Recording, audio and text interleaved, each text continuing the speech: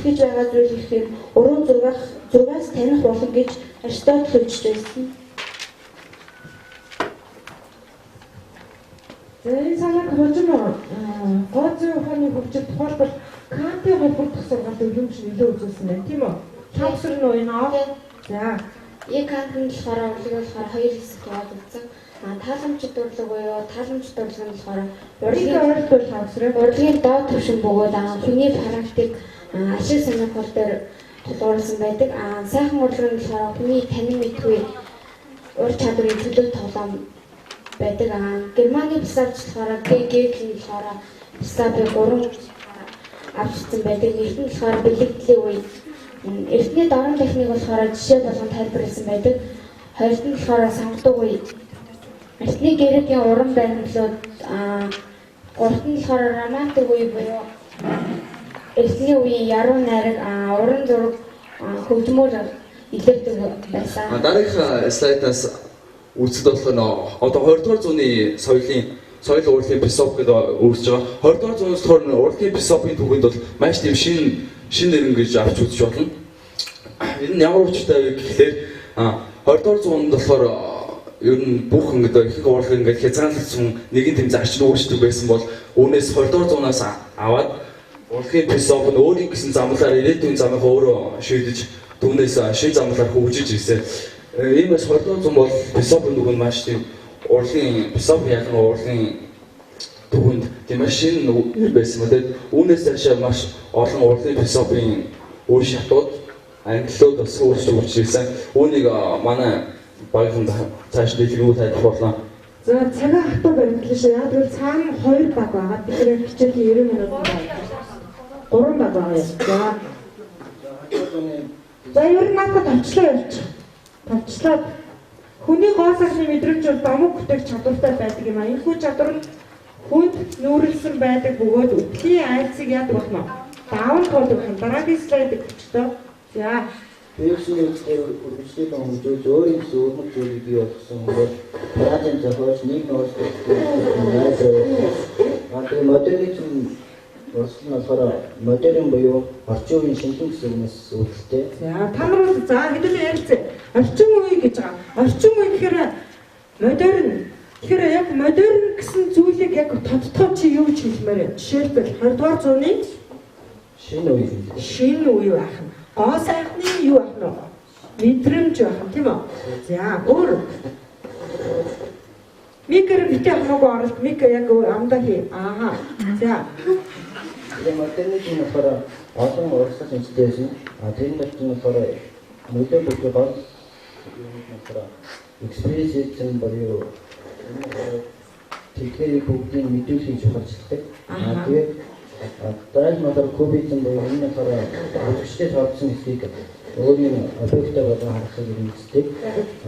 Конструктивизм буюу энэ урлагийн тухайн объектын зохиолын тод байдлыг илрүүлэхийг ирмэлцдэг. Тэгээд социалист реализм гэдэг нь болохоор марксист ленинизм амьсгалч нь болохоор яг хийднийг болохоор коммунист загварыг бий тэр загвараар болохоор социалист реализм гэж нэрлэсэн. Энийг болохоор ихний тавьж нь болохоор Маркс Энгельс нарийнсан. За эдгээр сонсогчдод эдгээр сэтгэгчид бол өөрсдийн үзэл бодолтой гоо сайхны мэдрэмжийг буюу өөрөөр хэлбэл социалист реализм гэдэг зүйлийг тод хумруу гаргаж ирснээр онцлогтой байна тийм үү? За дараагийнх нь товчлоод одоо та нарын багт 3 минуттай Маркс гоо үзлийн 3 зарчим боловсруулсан байдаг.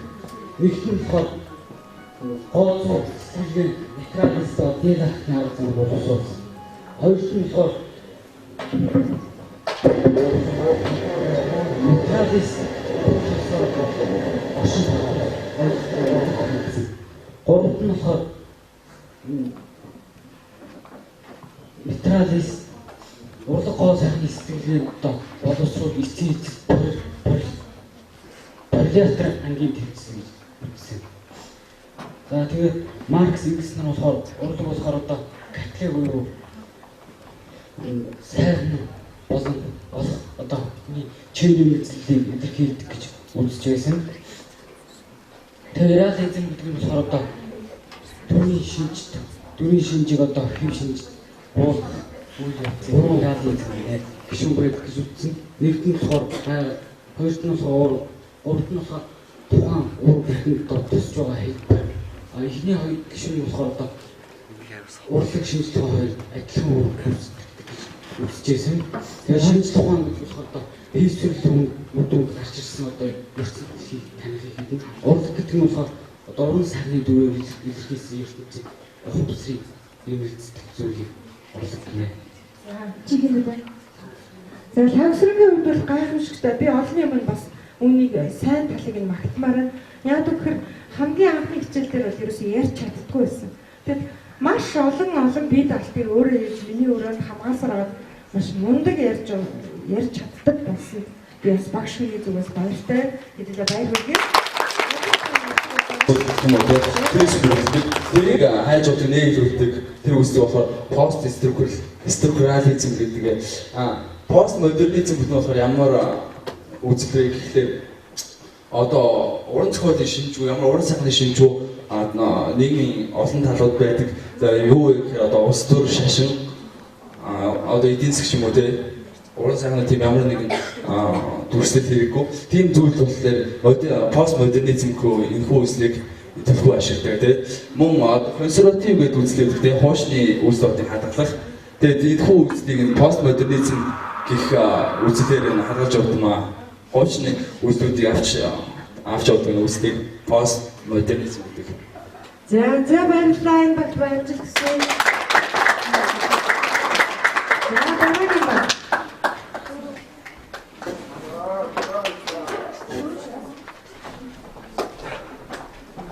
За цагаа баригдлаа шүү. 3 баг байгаа дараа үзэгчтэй санал хэлцүүлэг байх хэрэгтэй байгаа. Тийм болохоор хэдүүлээ цагаа баригдлаа. За хэдвэр баг үлээ? За сайн байна уу? Манайх 6 дугаар баг байна. Өнөөдөр ярих бол энэтхэг хичдийн философийн талаар ярьж үзнэ.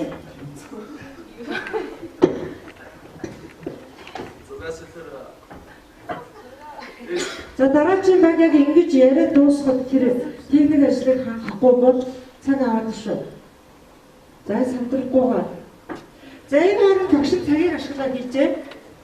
За энд үзэгчтэй иргэнд улс төрийн хичээл дээр электрон хичээл хийх хүүхдүүд бас сууж байгаа сэтгэл тавиад би бас царайг нь хараад өгч байгаа.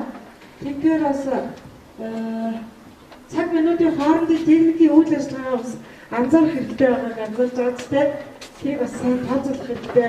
Бичлэгээ хөндлөн эдгээр хүмүүс нь ингэж баруун тишгээ нөгөө хүмүүс зүүн тишгээ харж үзэхгүй бол бичлэгээ хүртэл бас анхаарах хэрэгтэй байна. За ажигс эртний эндгийн хэвшил хэлсэн. За энэтхэн 6000 жилийн өвөц түүхтэй соёл иргэншилтэд орон билээ. Тэгээд үүний нэг тоо жишээ бол вед юм аа. Вед нь болохоор манай эртний өмнөх 15 дугаар зууны үед аман хэлбэрээр анх зохиогдсон гэж үздэг. Энэхүү энэтхэг болсон болохоор манай эртний өмнөх 15 дугаар зуунд ийм төмөрний иргэншилтэд байсан гэж үздэг. Тэгээд тэр үед болохоор урд зүгээс аричууд хүмүүс надад татлан орж ирж энэтхэг сургууль иргэд болж тэндээ амьдарсан. Тэгээд вед аль алирынхаа надад нэг зохиосон гэж үздэг. Тэгээд ведүүд нь олон зууны турш ирснээс илүүгээ хүртэл энэтхэгчүүдийн амьдрал үйл ажиллагаанд чухал байр суурийг эзэлдэг байсан. Вед нь үе үеийн эрдэмтэн мэрэгдийн оюун ухааны огт дээд цуглуулад бол амьдралын үнэн сургаалжээ.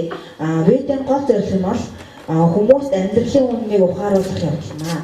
За ингээд ведийн энэхийн хамгийн гол чухал философи нь бол ерөнхийдөө вед гэдэг. За тэгээд энэ болохоор брахман тэгээ энэтхэг брахман атман гэж хоёр зүйл байдаг. Тэгээ брахман болохоор энэтхэгийн хамгийн тийм одоо хүмүүсийнх нь багасаа өнөг одоо ингээд дээрээс өнөг хүртэл шүтэж ирсэн ийм бурхан. Атман болохоор бүр энэтхийн одоо энэ брахманаас ч дээд одоо сүнс агуу тийм хиби гэж хүмүүс нь ерөнхийдөө ойлгодог.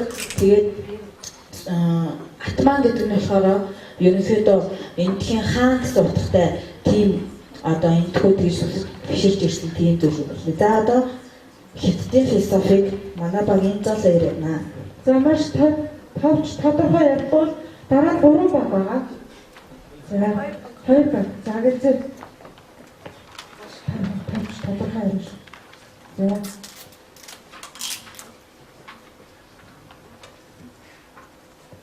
Эрдэнэ философи болохоор их үе сонгодог үеийн үед тэгээ хаан улсын үе Сүүтэн улсын үед тэгээ 907-аас 1840 оны хүртэлх үед тэгээ шинэ үе гэсэн үеүүдийг дамжиж үйлчилсэн.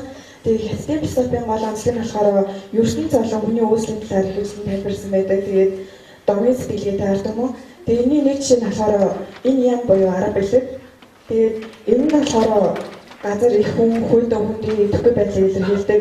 Ян нь болохоор эцэг хүн тэгээд тэнгэр халуун талаа байдлыг илэрхийлдэг. Тэгээд энэ нь болохоор зөксөлдөж ертөнцийн бүх юмсыг үнэлсэн гэж үздэг. Тэгээд бас нэг үйлдэл нь болохоор 5 мах бүлгийн сургаал. Энэ болохоор ус, гал, мод, төмөр, шороо. Тэгээд энэ болохоор 6 5 махуд байгаа. Тэгээд энэ хүн болгон эдгээр шиг ингээд харилцан адилгүй тэгээд өөр өөр онцлогтой байдаг. Тэгээд энийг өгөөсөж байдаг зан чанарын өөр өөр байдаг гэдэг хэлдэг. Тэгээд нэг онцлог зүйл нь болохоор гүнзгий сургаал. Тэгээд гүнзэн нь болохоор 6-аас 5 дугаар зууны үед манай нүүмээр амьдарч байсан хүн. Тэгээд хятадд болохоор өөрсдөө энэ гүнзгийг маш их хөшөлдөж нөгөө нэг одоо яг ясторны тавыг биелүүлдэг. Тэгээд энэ сургаалын онцлог нь болохоор Тэнгэрийг хамаг юмны их үсэр тэгээд хамаг дээр бурхан гэж авч үздэг. Тэгээд хаан бол Тэнгэрийн хүү, тийм учраас хүн хааны зайлшгүй ерөөсөө төсөж болохгүй ариун хүн гэж үздэг. Тэгээд гүнзгий сургаал хамгийн чухал зүйл нь болохоор мэдлэг ясартун 2. Тэгээд хэрэг мэдлэггүй ясартун хүн бол хамгийн дорд хүн гэж үздэг. Тэгээд хүний дотор нь ихэнх хүн, дундаж хүн, дорд хүн гэж 3 байж үздэг. Тэгээд хэрэг гүнзгий сургаалыг биелүүлж чадах юм бол ихэнх хүн болно гэж үздэг. За бид түрүү хичээлдээ гэсэн бас эрхэм хүн болохын тулд тэр 3 сургаалыг төвчлөө зарчмаараа бас өгүүлдэг байна. Тийм үү? Ямар зарчмууд үлээ за тэгээд дараагийн хүн хэлээ. За нэгдүгээр дахиад цагийг барьлаа. Хоёрдугаар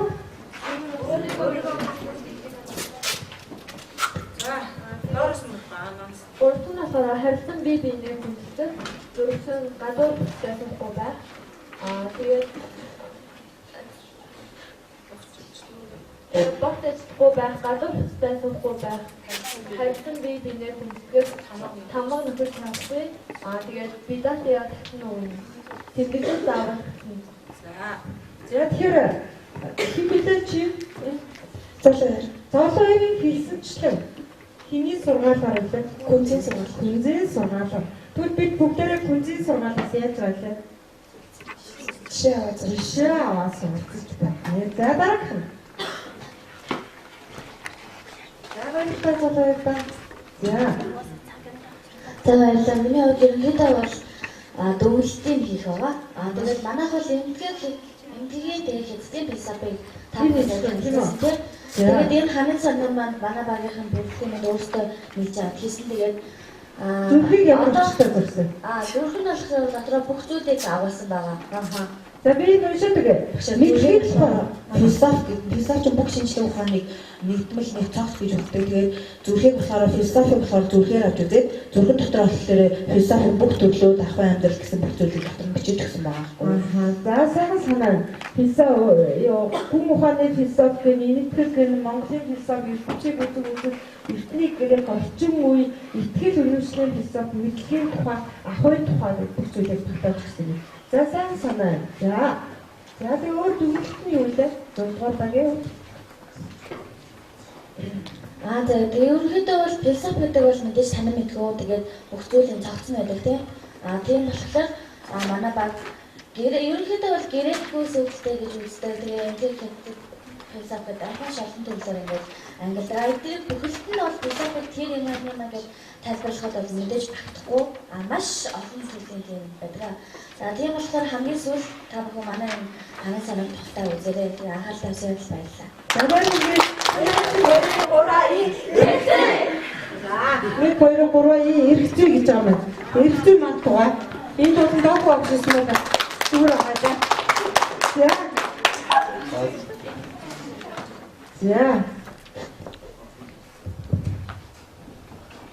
За над микч хурж байна. Мик хурж байгаа мэдээ аваа. За тайлбарлая. За манай багийн нэр нь болохоор Оюун. За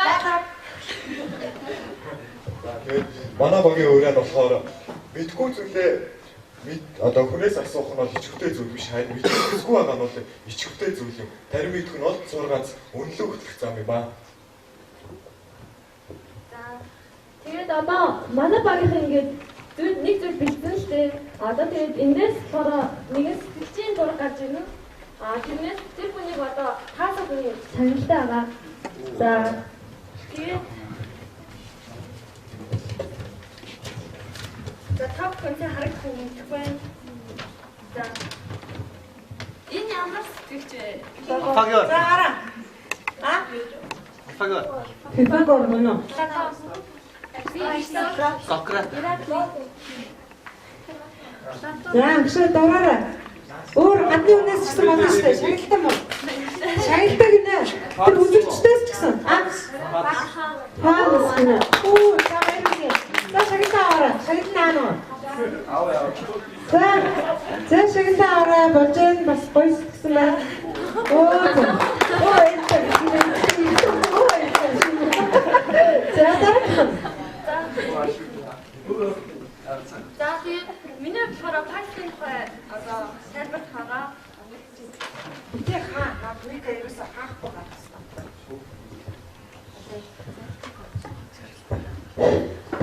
За тэгээд пастын болохоор Христийн талын өмнөх одоо 625-аас 547 онд амьдарч байсан.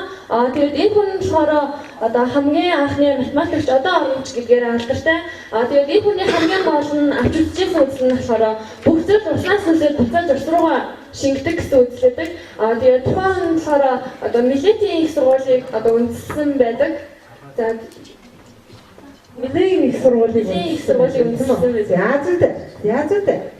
За дараагийн. За тэгээд